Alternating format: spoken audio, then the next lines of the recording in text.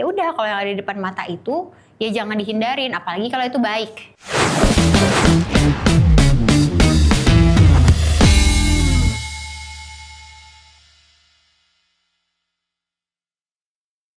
Halo Yoters, balik lagi di Muda Sukses Podcast. Di episode kali ini aku Yuni dan aku kedatangan Mbak Fadila Hafsah, Head of Marketing dari Ion Water.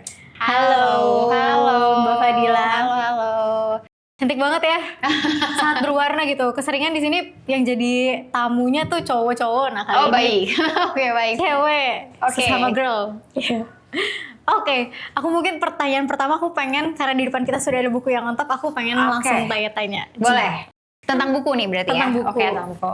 Nah, jadi di buku yang top kan ada 40 kunci sukses di usia muda. Ada nggak kayak hal value mungkin yang di buku yang top ini yang mungkin relate banget sama Mbak Fadila? Oke. Di aku tuh ada be positive, Think positive. think positive gitu ya. Jadi ini harus dikasih reason ya? Iya, harus. Oke.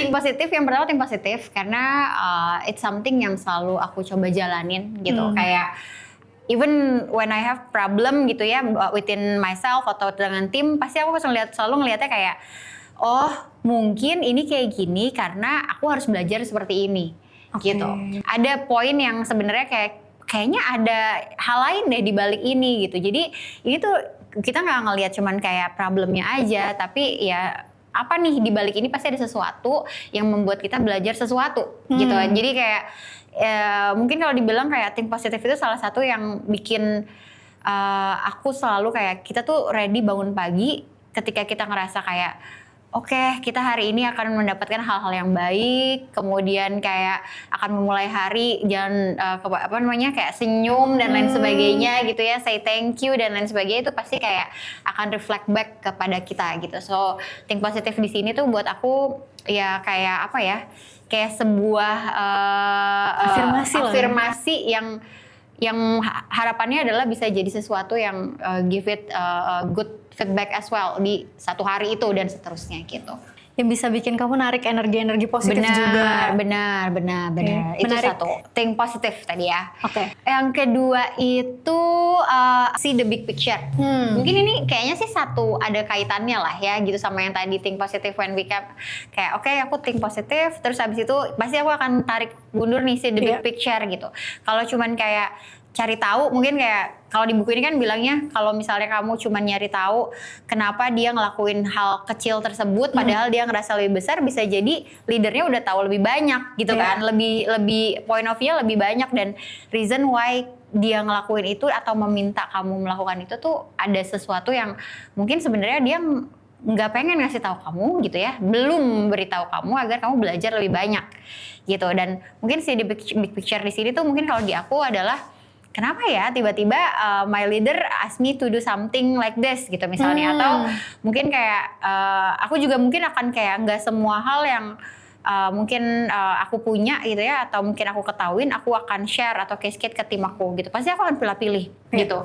Kenapa? Karena dari situ mungkin itu akan men-trigger aku untuk kayak karena ada sesuatu yang mungkin lebih dari itu yang I don't know now, tapi I will know kalau misalnya aku udah berusaha lebih besar, lebih banyak lagi, lebih ke situ. Jadi si the big picture tuh buat aku kayak satu kesatuan tuh, when we think positive, kemudian kita see the big picture, I think it's something yang collaborating one to each other dan ya memberi dampak juga buat ya diri kamu secara personal ya. Secara personal, even juga mungkin secara tim atau secara ke orang lain juga sebenarnya juga itu something yang reflect one to each other ya. Gitu. Satu lagi itu adalah make your team perform. Baju aku.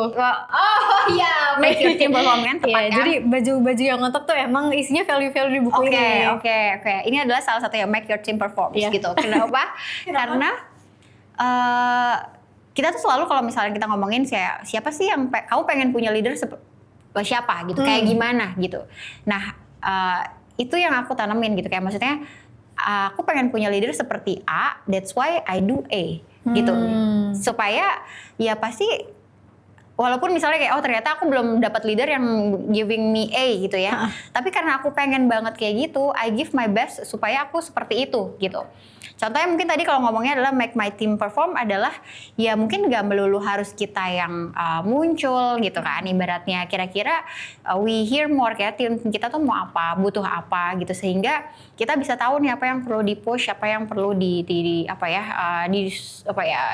perlu disupport lah basically untuk tim kita supaya dia kelihatan, supaya dia kayak pelan-pelan tuh berkembang gitu dan jadi lebih baik gitu sih sebenarnya mungkin di make my team perform gitu itu something yang I always truly want gitu. Jadi kayak maksudnya yang berkembang tuh bukan diri sendiri tapi all my team can also perform well dimanapun dia berada gitu. Kamu ada kayak leadership style gitu nggak? Gimana caranya kamu nge-lead tim?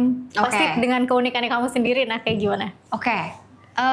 Keunikan ya, aduh nanti aku dibenerin gak dia sama tim aku yang lagi dengerin ya.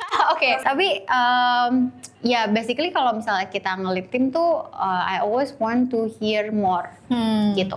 Karena kayak bisa jadi kan biasanya kita kan turun-menurun lah ya gitu kan. Kayak mungkin bisa dibilang I'm in the middle gitu. Jadi kayak dari atasan mungkin mintanya apa, requestnya apa.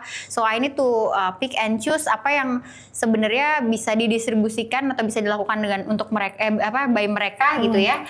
Dan untuk itu kan sebenarnya I need to listen more dari mereka tuh seperti apa feedbacknya gitu. Bisa jadi kayak ada sesuatu yang mungkin I cannot do it by myself gitu kan. Jadi kayak beneran harus dengerin gitu. Harus kayak oh ada something yang baru lagi nih apa gitu. Jadi mungkin kalau ngomong leadership style aku bisa bilang mungkin aku selalu pengen denger lebih banyak dari timku gitu. Jadi kayak karena bisa jadi mereka tuh punya sesuatu yang baru lagi, yang beda perspektifnya gitu. Nanti dari situ baru kita akan kayak gabungin dan itu something yang mungkin akan kita eksekusi jadi inovasi atau jadi something yang berdampak gitu, lebih ke situ sih.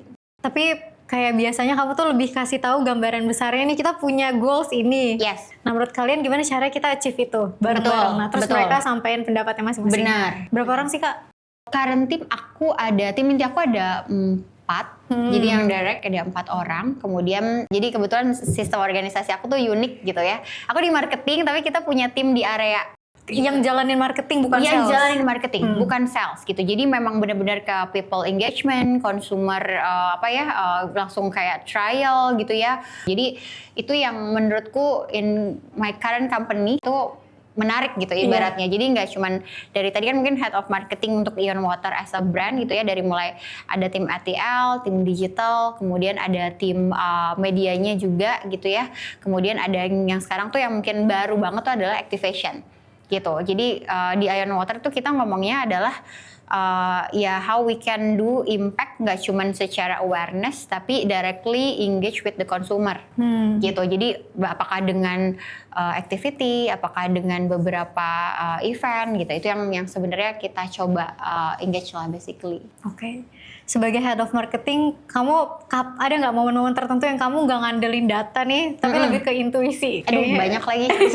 Jadi apa satu yang bisa di-share kayaknya ini baiknya gini deh. Aduh, langsung kita banyak sampai lupa gitu.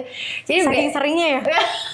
Biasanya gini, kayak kalau misalnya kita ngomonginnya adalah marketing tuh data tuh penting lah as our base gitu kan. Kayak untuk kita define oke, lokasi ini tepat untuk kita ngadain activity gitu ya. Atau mungkin kayak oh ternyata impact-nya tuh ada gitu. Tapi untuk beberapa case itu memang ada yang kayak kita tuh ada sensing.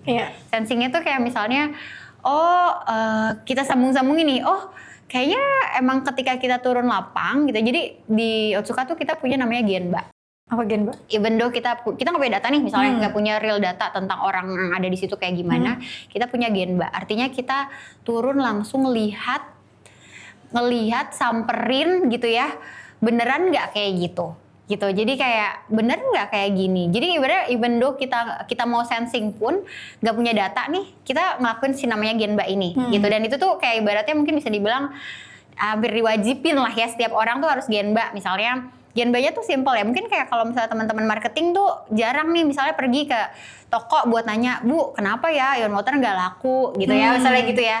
Biasanya itu sales kan, gitu kan, sales yang akan bantu kita untuk menjawab itu. Tapi kalau di Otsuka tuh kita nggak, kita tuh ngomongnya adalah ya we do the Genba as well gitu. Kita ngelakuin langsung tanya kenapa gitu. Jadi kita bisa saling ngasih feedback gitu. Jadi kayak dari marketing mungkin nemuin apa di lapangan, terus habis itu nanti kita akan info ke tim sales atau vice versa lah. Basically kan apakah misalnya implementasi dari marketing kurang pas, nanti sales yang akan ngasih tahu gitu. Jadi kayak ada hal itu. Jadi sensingnya kita tuh nggak plok-diplok kayaknya ini bagus enggak gitu juga. Tapi emang ada yang mungkin kita ngelihatnya angle-nya emotional feelingnya tuh dapetnya dari situ gitu. Ketika kita turun langsung nanya kenapa gitu ya. Kemudian kita coba untuk tarik kesimpulan apakah itu based on data gitu ya. Mungkin enggak ya gitu. Tapi ada beberapa logic yang kayak oh ya make sense sih karena dia posisinya atau misalnya lokasinya di sekitar mana misalnya gitu. Jadi that's why kayaknya bagus deh kalau misalnya Ion Water tap di situ gitu. Nah itu tuh mungkin sensing feelingnya tuh di situlah gitu. Kalian ngelakuin Genba itu. Betul, it's a combination basically. Nggak tiba-tiba kayaknya sih bagusnya di sini tuh nggak boleh kalau itu nggak boleh gitu. Tapi kalau nggak melulu dengan data, ya nggak melulu dengan data gitu. Kita lihat langsung lah basically. Menarik. Gitu. Oke, terus kalau balik lagi ke belakang sebelum di sini di Otsuka, kamu dulu kan di agensi kan? Benar. Ya 5 tahunan lah gitu, lama banget. Ada nggak kerasa beda banget lagi culture-nya gitu? Kalau dulu mungkin kamu adalah tipe orang yang menerima brief nih dari brand. Yes, nah correct. sekarang malah ke agensi untuk kasih brief.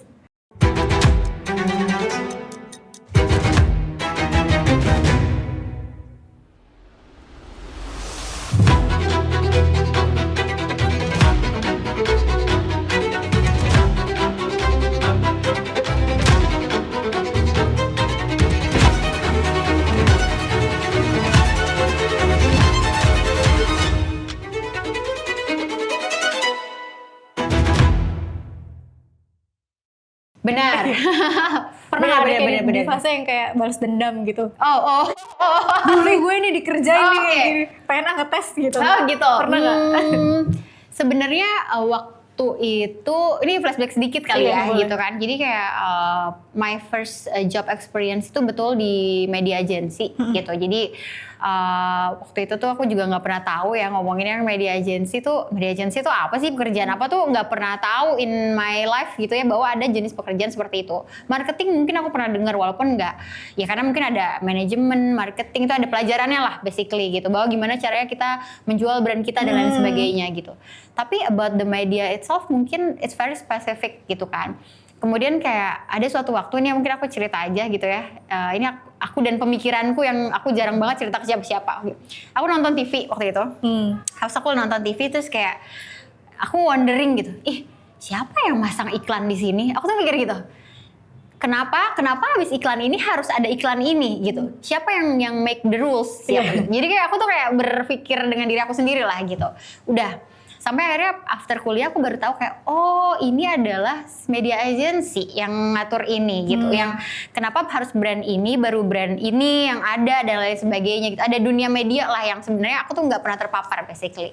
Kemudian aku ngerasa kayak oh interest nih gitu ya, menarik gitu dan banyak belajar lah gitu. Kemudian aku dapat opportunity untuk ke Otsuka, ya totally apa ya, kita ngomongnya tuh biasanya kalau orang agensi tuh di another side of the table gitu. Jadi karena kan biasanya tadi benar biasanya kita nerima brief, kita ngerjain apa segala macam. Sekarang kita kayak kita yang memberikan brief, kita yang bikin brief bahkan ya, kita yang kayak harus cari tahu kayak brand ini mau kayak gimana, our principal tuh maunya butuhnya apa gitu, mau eksplornya seperti apa, atau budgetnya tuh yang sufficient tuh ada seberapa banyak, kita seberapa besar gitu, sehingga itu bisa kita cascade dan kita permudah ke agensi. Ya ada aja lah ya, misalnya kayak ini nggak clear deh dia maunya apa dan lain sebagainya, ada kebingungan-kebingungan itu gitu. Dan aku selalu mencoba untuk kayak jangan sampai si planner aku tuh bingung gitu, si brand ini mau apa sih gitu. Jadi aku buat se-clear mungkin, atau mungkin good things adalah aku udah punya kayak ya basic lah gitu. Jadi basic yang kayak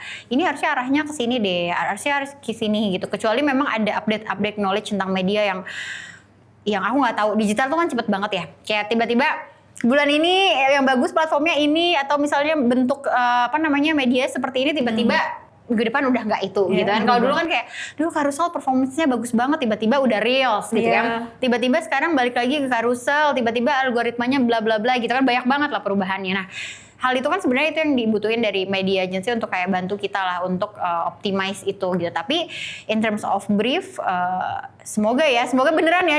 Tapi intention aku tuh lebih ke kayak gimana caranya aku bisa mempermudah mereka untuk kayak mereka nerima brief, jadi kerjaannya bisa lebih cepat selesai. Gitu. Aku yakin banget ya, kenapa sih agensi tuh lama banget? Bisa jadi satu-satunya alasan adalah dia nggak ngerti the brief. Clear ya. Iya. Cuman dia mungkin yang kedua dia nggak berani bertanya. Gitu. Nah itu tuh PR yang selalu muter gitu. Ya aku juga dulu mungkin ada lah momen-momen awal-awal kayak gitu. Tapi akhirnya kayak nggak bisa sih, gue harus tanya sih gitu. Tanya aja udah tanya. Gak bisa mbak ini kayak gini, ini maksudnya gini nggak ya mbak gitu. Akhirnya ya itu yang membuat apa ya kayak mungkin jadi akan sangat membantu untuk pekerjaan aku waktu jadi media agency gitu. Dan itu yang mau aku kasih lah supaya si media planner aku tuh juga tahu dan kerjanya bisa lebih cepat. Jadi impactnya ke aku sebagai brand juga dapat banget gitu. Jadi lebih cepat. Aku jadi juga bisa update ke internal lebih cepat gitu. Basically itu tadi ya kayak kita saling lah basically ya, saling bantu, saling support gitu ya. Jadi apakah tadi pertanyaannya berniat balas dendam? Tidak ada. Tapi gimana caranya bisa lebih cepat, karena itu akan impact juga ke diri sendiri kan. Performance kita jadi lebih bagus, tim kita juga jadi lebih mudah gitu. Kita bisa ngerjain hal lain di luar yang itu lagi gitu. Jadi tadi bigger picture-nya jadi lebih dapat gitu sebenarnya. Gitu.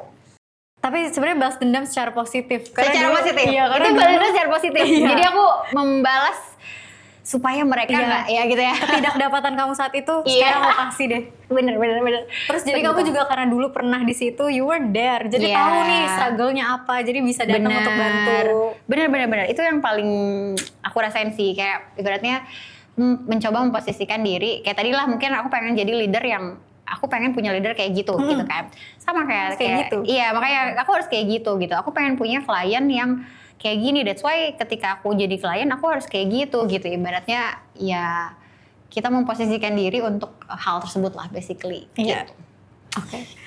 Kamu kan kuliahnya ekonomi dan sumber daya lingkungan. Yes. Nah itu sebenarnya gak berhubungan banget tuh sama marketing. Betul. Tapi gimana awalnya kamu langsung kerjanya di agensi waktu itu? Iya itu agak rumit ya. Karena apa journey-nya? Oke, jadi benar. Aku tuh dulu aku lulus dari PB by the way. Jadi jurusannya adalah ekonomi sumber daya dan lingkungan gitu ya. Aku ngambil waktu itu prodinya adalah ekonomi pertanian. Jadi aku jadi waktu itu riset aku gitu ya itu tentang petani karet. Jadi aku waktu itu aku pergi ke Kalimantan untuk kayak do survei dan lain sebagainya untuk gimana caranya aku bisa kira-kira tuh dianalisis nih dampak rumah tangga tuh kayak kenapa, apakah memang ada impact dari pertanian karet ini ataukah mungkin kayak kira-kira government harus seperti apa gitu. Itu tuh benar-benar kayak gitu tuh isi skripsi aku kayak gitu. Terus tiba-tiba dapat change, mungkin aku tuh salah satu orang yang percaya bahwa kita tuh harus memanfaatkan apa yang ada di depan mata. My mom always said so gitu lah ya. Dia ngomong kayak ya udah kalau yang ada di depan mata itu ya jangan dihindarin, apalagi kalau itu baik gitu. Jadi waktu itu gitu. Ternyata opportunity yang masuk tuh adalah aku ikutan pemilihan si media agency ini, kemudian mungkin lolos, terus habis itu kayak aku kayak tapi apakah ini passion gue atau bukan, I don't know gitu kan. Sebenarnya belum nemu lah gitu. Bener nggak ya? Apalagi waktu itu aku cuman kayak wondering kayak oh siapa yang bikin iklan, ternyata inilah pekerjaannya gitu. Tapi I put interest di marketing karena aku juga join sama kayak beberapa organisasi yang ya mostly kerjanya tuh lebih ke bukan marketing ya, lebih ke communication, markom lah ya gitu. Jadi kayak kalau event tuh kebagiannya tuh bagian-bagian itu publikasi, promosi, publikasi, terus kayak gimana caranya biar dapetin audiens lebih banyak atau mungkin orang baca waktu itu ngomongnya apa newsletter kita lebih banyak gitu. Jadi kayak udah ada di dunia itu gitu. Sehingga pas kita dapet media agency, oh mungkin bisa kali ya kita coba gitu. Akhirnya aku nyoba gitu. Ternyata setahun, kok betah 2 tahun, kok betah banget ternyata gitu. Karena ternyata kayak, oh menarik nih, walaupun aku kayak, kalau aku ditanya, apakah aku pengen balik lagi ke passion aku ekonomi lingkungan, I would love to gitu ya. Karena kayak itu tuh sesuatu yang kayak, aku tuh punya prinsipnya adalah giving impact to the society gitu ya. Mungkin sekarang aku ngomongnya kayak kalau misalnya aku ada event dan lain sebagainya, ada nggak ya sesuatu yang bisa aku lakukan dan ngasih kebaikan untuk di sekitar gitu ya ngomongnya. Nah kalau misalnya ekonomi lingkungan itu kan sebenarnya mungkin kayak beyond ya, environmental, kita ngomongnya kayak future gitu. Jadi ya itu something yang sebenarnya Kalau ditanya masih gitu. Tapi for now gitu ya, kalau aku ngelihat kayak potensinya, kemudian apa ya, aku sudah asah selama beberapa tahun ini gitu ya, hingga sampai ada di marketing sekarang tuh sebenarnya ya I'm into the marketing gitu. Karena itu tuh kayak bisa dibilang basic lah gitu. Kalau mau cari partnership, mau cari mau cari sumber innovation lain dan lain sebagainya tuh semuanya tuh bermula dari si marketing ini sendiri. Gitu. Orang tuh nggak akan kayak involve kalau misalnya marketingnya tuh nggak bagus gitu ibaratnya. Nggak akan dia kayak terbeli lah gitu ya. Kalau misalnya benar, kalau terbeli lah dengan apapun event kita, apapun kegiatan kita, kalau misalnya marketernya tuh nggak punya strategi yang tepat gitu ibaratnya. Nah itu yang kayak ibaratnya akhirnya aku jatuh cinta lah ke dunia ini gitu dan masih terus konsisten untuk ada di sini gitu. Dan sebenarnya panggilan hidup kamu lah itu juga nggak hilang kan? Kamu tetap bisa bikin social impact di sini. Yes, benar. Itu mungkin yang aku suka ya. Jadi mungkin kalau misalnya ini aku share sedikit. Jadi aku handle Ion Water. Kita tuh punya salah satu event. Eventnya tuh namanya Ion Nation. Kita bilangnya Workout and Wellness Festival in Indonesia. Aku bisa bilang claim it's the biggest karena we are consisting almost 10,000 audience gitu at the same day. Dan tahun ini kita ada di tahun lalu ya. Tahun lalu tuh ada di 9 kota. Gitu, benar-benar berbarengan. Jadi ada di Makassar ada, di Jogja ada, Surabaya ada, paling gedenya ada di Jakarta gitu. Surprisingly, waktu dulu aku coba, kan ini kan sebenarnya bukan, it's not the first, aku bukan yang kayak inisiatornya gitu ya, tapi aku jump in ke situ, tambahin ini, tambahin itu, what kind of innovation that we can do, atau misalnya involving partners misalnya gitu, supaya ini bisa lebih kedengeran, lebih besar dan lain sebagainya gitu. Jadi ownership dari si event ini tuh jadi berasa lah basically gitu. Dan visi dan misi event ini tuh yang aku suka adalah, atau handling Ion Water lah basically adalah kita menyehatkan, mengajak lebih banyak masyarakat untuk hidup sehat gitu. Dengan apa? Dengan olahraga, do the active lifestyle, minum gitu ya, minuman yang rendah kalori gitu kan. Jadi kayak sesuatu yang sebenarnya it's very positive. Aku pernah dengar gini, ngomongnya adalah kalau kerja di Otsuka tuh sebenarnya kita dapat pahala loh, gitu. Because we are actually giving impact dan giving the positive, ngajakin lah, encouraging orang-orang tuh untuk kayak hidup lebih sehat gitu. Artinya kan kita do good deeds kan gitu. Dan itu tuh yang sebenarnya membuat aku masih betah banget gitu ya untuk di Otsuka, karena ya filosofi dari brandnya itu sendiri, dari company-nya itu sendiri masih sejalan dengan apa yang aku mau. Iya, dengan prinsip hidup kamu. Benar, ya. Betul. Hai. Terus kamu kan sekarang berkarirnya di marketing yang pasti cepat banget nih pace-nya. Benar. Ya kan? Dari dulu sebenarnya karir kamu udah cepet banget tuh pace-nya. Gimana caranya kamu recharge energi kamu atau kayak healingnya kamu untuk slow down gitu, biasanya ngapain? Oke, menarik pertanyaannya. Jadi sebenarnya ada hal yang aku baru lately lah ya aku lakuin, mungkin kayak the past 1 year gitu ya. Aku ngerasa kayak kerja mulu tuh capek banget deh gitu. Kayak apa sih yang di-achieve gitu. I even kayak mau beli, aku tuh bukan tipe orang yang belanja soalnya kan. Kayak ada orang mungkin healingnya aku mau belanja because I own healingnya gitu ada gitu kan. Ada ya. Terus tapi aku kayak enggak deh, aku mendingan buat yang lain gitu. Tapi abis itu aku kayak trying apa ya yang bisa membuat aku lebih happy gitu. Terus I'm a mom of one by the way. Oh wow, jadi pasti nggak kelihatan. Anakku 6 tahun udah kelas 1 SD gitu ya. Jadi bagi waktu aku tuh lebih ke kayak di rumah karena aku mom. Terus habis itu aku kerja gitu ya. Terus habis itu udah jadi kerja pulang. Terus habis itu lately aku ngobrol lah ya sama my husband, terus kayak aku pengen ngelakuin hal lain deh yang mungkin kayak I want to try something gitu. Akhirnya aku kayak ya udah kenapa enggak gitu, karena suamiku tuh termasuk yang selalu support lah basically. Tapi aku takut aku pulang malam. Ini adalah jadi beda nih segmennya working mom nih ya. Gitu. Tapi gak apa-apa. Jadi kayak aku nggak mau, karena aku kalau misalnya aku ngeluangin waktu buat aku, ya pasti aku jadi akan pulang lebih malam gitu. I prefer untuk go home early supaya aku bisa ketemu anakku misalnya gitu ya. Tapi habis itu lama-lama anakku udah gede, udah makin gede, terus dia kayak nggak yang nyariin gimana-gimana. So ya udah kenapa juga ya, kenapa nggak aku ngeluangin waktu. Jadi aku coba daftar lah itu ya, aku menyisihkan uangku tuh untuk yang kayak aku daftar kayak wall climbing because I really want to do it kayak since long ago, tapi nggak pernah punya change gitu. Cobain lah itu kan climbing. Terus habis itu aku coba lagi mungkin kayak beberapa olahraga yang kayak misalnya kayak kayaknya aku bisa deh subscribe Pilates ini gitu. Akhirnya aku meluangkan waktu dan menyisihkan budget aku untuk ke situ gitu. Akhirnya aku mulai melakukan itu gitu. Terus habis itu mungkin ada hal-hal yang lain kayak mungkin meluangkan waktu untuk ketemu sama teman-temanku gitu. Jadi kayak that kind of recharge ternyata gain me back lah gitu. Kayak I found myself lagi nih gitu, yang tadinya aku ngerasa capek banget ya jadi working mom, kerja terus pulang kerja lagi, bantuin anak gitu, rutinnya gitu aja. Terus ternyata in the past 1 year aku ngerasa kayak I found myself back lah gitu. Jadi kayak ini dia nih era yang aku butuhkan gitu ya. Mungkin kalau misalnya di sosial media ada yang ngomong ini adalah flamingo era. Jadi kalau misalnya teman-teman tahu tuh kayak flamingo tuh waktu dia habis melahirkan dan lain sebagainya tuh dia kayak nggak cantik gitu. Kemudian dia finding lagi setelah itu dia jadi cantik lagi gitu, warnanya tuh jadi keluar lagi dan lain sebagainya. Nah itu tuh ibaratnya ibu-ibu working mom tuh lagi mencoba menemukan itu gitu, dan itu memang ada di certain period of the time lah gitu. Tadi kalau tanya pertanyaan ada di recharge lagi, sekarang aku lagi di fase itu. Jadi kayak aku make a time for myself gitu ya, karena ya mungkin tetap buat kerjaan tetap gitu, tapi kita bagi-bagi. Sekarang slotnya udah bukan cuman di kerja rumah, tapi kayak kerja rumah terus abis itu I want to do this, I want to do this wall climbing tonight dan lain sebagainya gitu. Jadi ada spark of life lain lah yang bisa bikin enjoyment untuk my life gitu. Seru banget, seneng banget gitu. dengernya. Semangat Kak. Ya, gitu.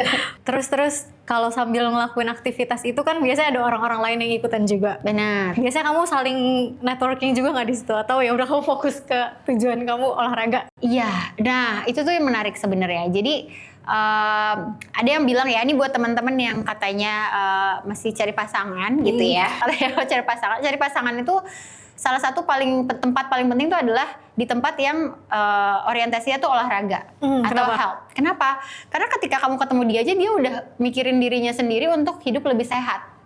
As simple as that kan, gitu. Iya juga ya, gitu. Jadi ketika kamu ketemu dia, kamu udah tahu bahwa dia tuh memikirkan dirinya gitu untuk hidup lebih sehat gitu. So bisa jadi dia adalah right partners untuk bisa bareng sama kamu gitu ya, ngomongnya gitu.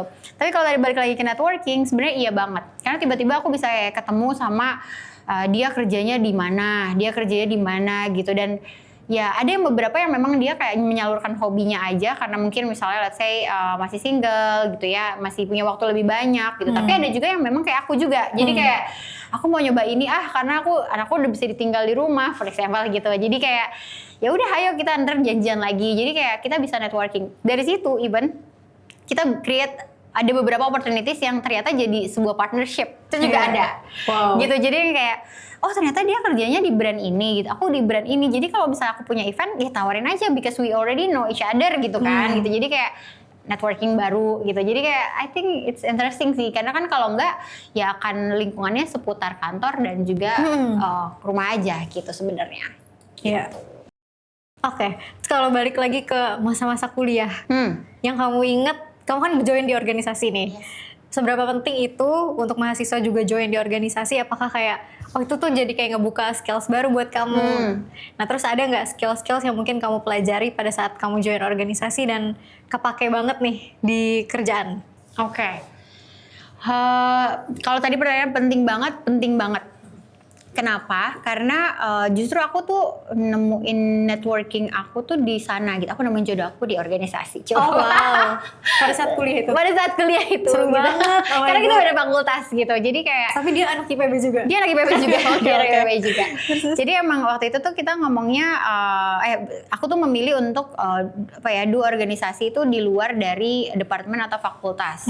Gitu. Karena ya aku ngerasa lebih bukan berarti nggak jelek ya organisasi departemen dan fakultas, tapi kayaknya I need beyond deh. Mungkin kayak jadi aku bisa ketemu sama teman-teman dari fakultas lain atau mungkin dari departemen lain. Jadi ada cross function yang kayak ternyata anak mungkin dulu tuh kalau di IPB tuh ada anak fakultas kehutanan, ada perikanan gitu ya. Jadi kayak emang pertanian gitu. Aku kebetulan di ekonomi gitu. Jadi kayak ibaratnya bisa cross function one to each other gitu, dan juga jadinya kayak kita jadi melengkapi satu sama lain gitu.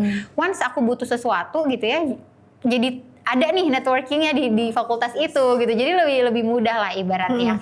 Dan kalau tadi ngomongnya adalah skill, menurut aku tuh skill paling penting tuh adalah komunikasi ya. Oke. gitu. Kalau kenapa ya kalau ngomongnya komunikasi adalah ya tadi kadang-kadang kita tuh nggak bisa mentranslate atau membaca pikiran orang, itu kan udah pasti ya gitu ya. Betul. Kayak kita baca pikiran orang mungkin kayaknya dia mau kayak gini deh gitu, tapi kalau ternyata pas dikomunikasiin beda, itu kan juga jadi susah juga ya kitanya gitu. Jadi kayak ibaratnya aku selalu percaya benar sih, malu bertanya nanti sesat loh di jalan tuh, benar banget gitu. Ketika kita nggak mengkomunikasikan itu, nggak ada yang tahu kita maunya itu. Ya benar kan, kayak aku maunya ini departemen ini harus bergabung sama ini, kan nggak ada yang tahu gitu. Mereka nggak bisa baca pikiran kita pun nggak bisa baca pikiran mereka gitu. Jadi I always try to encourage my team juga, even sekarang tuh kayak komunikasi gitu. We are small team gitu ya, kayak mungkin tadi berapa? 4 yang inti, terus kita sekarang ber-6. Tapi ada other areas tadi kan gitu. Jadi kayak ibaratnya dengan tim yang sebesar itu, dengan yang ada di area, kan kita harus komunikasi dong. Gimana caranya aku tahu kalau misalnya what happened in Bali for example, atau what happened in other cities, kalau we never communicate regularly gitu dan lain sebagainya gitu. Jadi menurutku skill paling penting di organisasi adalah komunikasi. Terus sebagai seorang head of marketing, menurut kakak 5 tahun ke depan skill marketer yang masih relevan apa? Skill marketer yang masih relevan menurut aku partnership and negotiation.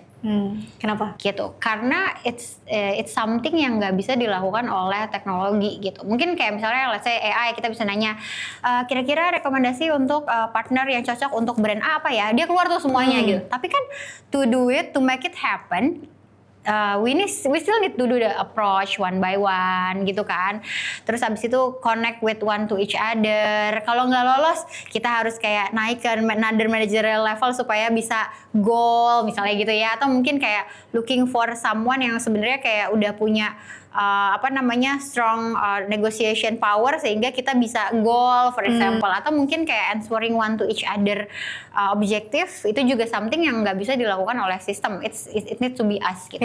It needs to be people who yang ngelakuin itu gitu untuk bernegosiasi. Kayak dia maunya apa, dia butuhnya apa, so we create this gitu.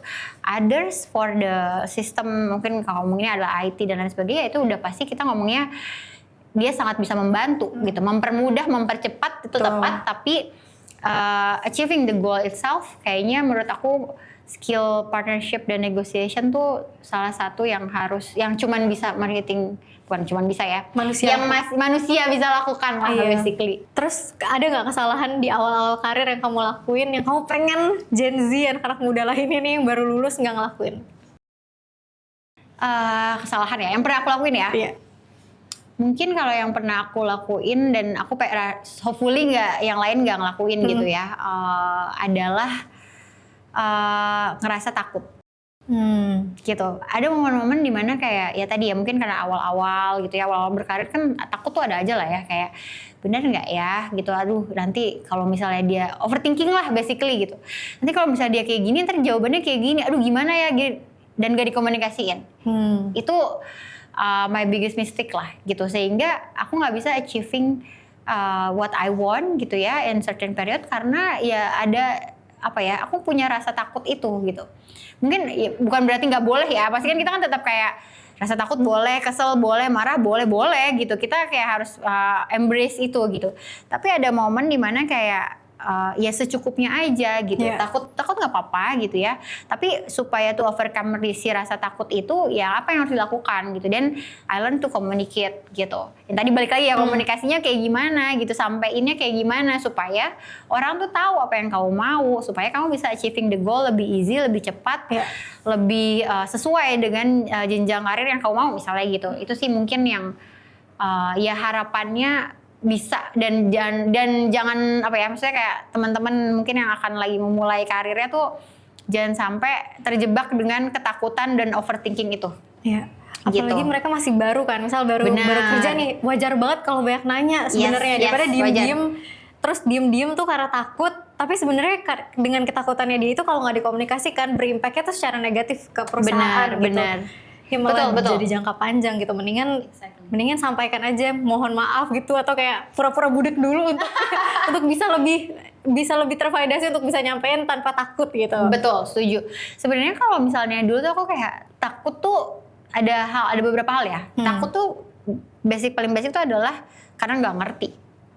Gitu, karena nggak ngerti aku jadi punya rasa takut bahwa aduh nanti kalau misalnya ini tuh gimana ya, atau jawabnya salah kayak gimana ya dan lain sebagainya gitu. Dan ketika kita ngerti gitu ya, kita memahami kondisinya dan lain sebagainya, udah hilang tuh pasti sebenarnya rasa takut. Gitu, itu benar. Jadi kayak itu tuh dirasain di awal-awal lah basically. Tapi abis itu ketika kita udah lebih menguasai, kita udah tahu who to talk to gitu ya, siapa yang bisa support kita dan lain sebagainya, itu akan lebih easier lah untuk lebih kita. kecil lah rasa takutnya. Betul. Terus aku juga punya tips. Apa? Kalau misalnya kita takut, misalnya kita nggak ngerti sama sekali nih, terus kita mau nanya dan takut gitu Kak. Biasanya tuh orang yang ditanya pasti pengennya ditanya sama seseorang yang nggak males. Jadi kayak dia riset dulu nih apa gitu. Nah terus misal ada part yang dia benar-benar gak ngerti dari pencariannya dia itu, baru get back ke mentornya, ke atasannya gitu. Kayak aku udah cari tahu nih, tapi aku nemunya kayak gini. Aduh, bener gak ya? Bener. Jadi kayak sebagai orang yang ditanya, iya dia nanya usahanya apa dulu ada gitu ya. nih orang bener. Jadi kita lebih respect. Betul, itu aku setuju sih. That point aku setuju. Maksudnya rather than kayak ini gimana ya gitu. Ya kalau gimana ya apa, kamu udah cari tahu belum gitu, udah kulik-kulik belum dan lain sebagainya gitu. Itu kayak akan sangat membantu satu sama lain sih. Kamunya jadi kita kayak timnya jadi belajar, kita ya juga mungkin kalau kita lagi do another work, we can jadi lebih hemat gitu, jadi lebih efisien gitu waktu diskusinya gitu. Betul. Itu setuju sih aku. Sama satu lagi sih mungkin kalau aku tuh adalah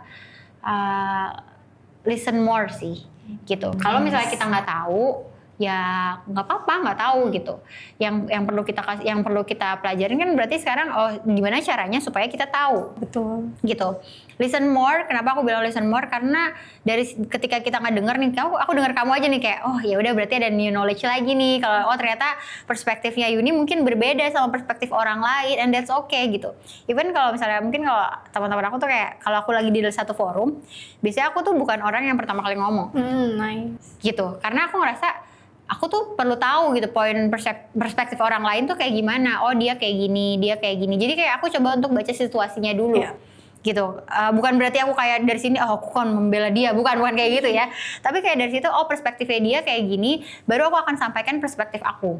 Gitu. Kalau misalnya sama gitu ya, ya berarti udah kita tinggal tambahin gitu, kita tebelin lah. Biasanya kita ngomong kita hammering lah, gimana caranya supaya itu kejadian, supaya tepat gitu. Karena kita punya visi dan misi yang sama gitu. Kalaupun beda, ya nggak apa-apa juga. Tapi we already listen kenapa dia beda gitu. Jadi kita bisa belajar untuk mengerti gitu kenapa dia bedanya gitu. Jadi kita belajar banyak, we listen more gitu ya. Nanti once kita udah tahu keadaannya, baru kita mulai untuk menyampaikan lah ya isi pikiran kita. POV-nya kamu, soalnya kan kamu leader. Bener. Kalau kamu ngomong duluan pasti yang lain kayak ya udah deh ngikutin ya gitu. Leader mau kayak gini. Bener. Itu betul sih. Betul. Biasanya aku kan kayak ya udah ayo mulai gitu. Jadi aku nggak mau kayak ini mau kayak gimana gitu karena akan sayang sih menurut aku gitu. Kalau dulu aku ngerasa ya waktu aku masih belum jadi leader, ya aku akan kayak speak up karena itu yang aku tahu, itu yang aku ngerti gitu ya. Dan aku akan sangat terasa terapresiasi oleh leader aku karena dia ngedenger gitu. Dia ngedenger kayak ya oke, menurut Fadila kayak gini, ya udah berarti kita bisa ngelakuin ini. Terus gimana actionnya gitu. Itu kan artinya as simple as that, itu small action yang kayak berarti dia akan denger ya gitu. Itu kan something yang kayak perlu diapresiasi lah basically. Nggak semua leader tuh sebenarnya mau kita bilangnya nggak knowledge seseorang tuh nggak semua leader sih. Iya. Gitu. Tapi kalau kalian gak punya leader kayak Kak Fadila, kalian harus buat peluang kalian sendiri kan. Itu kayak betul. Speak up. Kak, atau kayaknya ya mungkin masih malu-malu gitu, tapi Kak izin mau nyampein pendapat aku. Iya. Tapi kayaknya kalau kebetulan tim aku tuh Gen Z semua gitu. Jadi mereka tuh punya nggak perlu dikasih ruang, nggak perlu dikasih ruang kayak gitu tuh dia dia akan speak up anyway gitu. Jadi kayak kadang-kadang mungkin kalau generation gap itu juga bisa dibilang kayak challenge sendiri ya kalau buat aku, karena kayak so aku di tengah-tengah ada yang anak Gen Z yang kayak dia akan mengatakan apapun yang dia pikir itu benar dan dia mau katakan gitu kan. Jadi kadang-kadang ada momen dimana kayak guys, kalian kalau misalnya kayak gini boleh speak up, tapi kita kayak coba ya kita filter dulu gitu. Kadang-kadang yang kayak gitu karena ya mau nggak mau kita kan harus jadi yang di tengah ya, Iya. jadi yang tengah gitu ya, ibaratnya tahu supaya dia tuh nggak jadi salah kaprah gitu, ditangkapnya nggak menjadi sinyal yang kayak ini anak kok ini banget sih gitu ya, kayak apa sih mungkin kayak dominasi banget apa segala macam, nggak kayak gitu gitu, harapannya seperti itu gitu. Nah itu benar, jadi kalau misalnya ngomonginnya tim aku yang sekarang ya mereka sangat actively ya nggak dikasih ruang, dia membuat ruangnya sendiri ya gitu. Which is good gitu. Jadi kayak tinggal gimana caranya, kayak aku sebagai leader aku adjusting sih. Iya. I totally adjusting deh, dibandingkan di kantor sebelumnya tuh mungkin aku akan lebih kayak ya stylenya agak-agak mungkin agak udah tahu, mereka udah lebih lama, justru lebih lama kan, mereka lebih lama daripada aku. Jadi kayak aku yang adaptasi, dan ya stylenya old style banget lah, yang kayak tadi giving the time untuk mereka speak up, untuk mereka lebih terlihat gitu ya, misalnya di depan klien dan lain sebagainya. Di Yotsuka yang mungkin yang belajar banyak adalah aku gitu, karena kayak sebelumnya tuh nggak kayak gini deh, tim-timku tuh kayak mungkin kayak lebih kayak ikut aja gitu ya, tapi sekarang tuh kayak kak ini gimana ya, kenapa kak kita harus sama itu gitu kan, pertanyaannya gitu, pertanyaan tuh pasti kamu tahu deh, kamu gitu kayak kak kenapa kita harus sama itu tuh nggak bagus kak, kemarin di sosial media aku lihat ini tuh kayak gini gitu, terus kayak bentar, I need to catch up with what happened in social media gitu kan, karena kayak oh iya ya dia kayak gini gitu, jadi karena aku juga nggak mungkin kayak masa sih dia kayak gitu, nggak mungkin kayak gitu, so I spare my time untuk cari tahu gitu, untuk kayak ngeliatin oh iya bener what yang dikatain, yang dibilang sama timku tuh bener gitu, bahwa ini kayak gini, that's why I need to watch out kalau misalnya kita mau kolaborasi sama A misalnya atau sama B gitu dan seterusnya gitu. Jadi itu sebenarnya yang mungkin kayak aku ngerasa kalau di Gen Z sekarang tuh nggak memberikan ruang specifically gitu ya, tapi gimana caranya kita being adaptive, jadi kolaborasi dulu nih, kita gimana caranya nih kita rumbukan dulu, align oke, baru kita bersama gitu. Karena kalau enggak pasti ngomongnya kemana-mana. Mereka sebawel itu sih. Bener, karena ya tadi maksudnya mereka tuh lahir di dunia yang kayak semua information tuh bisa dia temuin gitu, kayak bayangin aja dalam sepersekian menit tuh udah 20 informasi berbeda yang ada gitu, sehingga ya mungkin ketika mereka punya ruang untuk speak up, mereka akan tidak bukan tidak menyaring ya, mereka akan meluapkan apa yang mereka tahu gitu kan, gitu. Padahal mungkin kalau kita ngomongnya forum at the very short atau limited time kan, kita pasti harus pilih-pilih dong, yang mana yang harus kita nyaman kita sampaikan, yang mana yang harus kita sampaikan untuk di forum ini mungkin bisa beda-beda gitu, nggak mesti semuanya gitu. Artinya kita perlu belajar untuk filter, dan mungkin ini yang juga aku juga tanamin ke timku, kayak nggak apa-apa kamu punya all knowledge, you can saya say all to me gitu ya, tapi when it comes into kayak ke partner dan lain sebagainya, ayo kita pilih-pilih, ayo kita belajar untuk filtering yang mana yang bagus, yang mana yang perlu, yang mana yang nggak perlu gitu. Jadi we never know what external thing gitu kan. Kayak misalnya kayak aku ketemu Yuni ya, kayak nggak tahu nih kayak Yuni nih ngerasanya apa ya kak, apakah aku oversharing gitu ya, apa enggak misalnya gitu kan, kita kan nggak pernah tahu on your thought gitu. Tapi bisa jadi Yuni juga akan berpikir kayak oh ternyata ada banyak hal yang misalnya aku baru tahu juga hari ini misalnya gitu ya gitu. Jadi kayak that kind of feeling tuh kan sebenarnya kita nggak bisa ngebaca pikiran orang gitu. Jadi kayak ibaratnya kita yang harus jaga ini filtering gitu pelan-pelan. Kalau misalnya kayak kasih informasi ini dulu, oh ternyata dia ngambil nih kemakan, ngasih informasi yang ini dia kemakan, baru kita mau se-open apapun ya nggak apa-apa gitu. Tapi we need to be selective sih sebenarnya gitu. Oke. Kalau gitu, karena waktunya sudah banyak banget nih pertanyaan-pertanyaan yang kita tanyain juga ke Kak Fadila. Thank you so much. Terima kasih banyak. Thank you udah sharing-sharing ke aku dan ke Yoters. Terima kasih banyak Yoters. Semoga membantu. Ya udah, semoga membantu tadi isi-isi hari ini ya. Pasti membantu. Oke. Sampai ketemu lagi di episode selanjutnya. Jangan lupa subscribe. Bye-bye.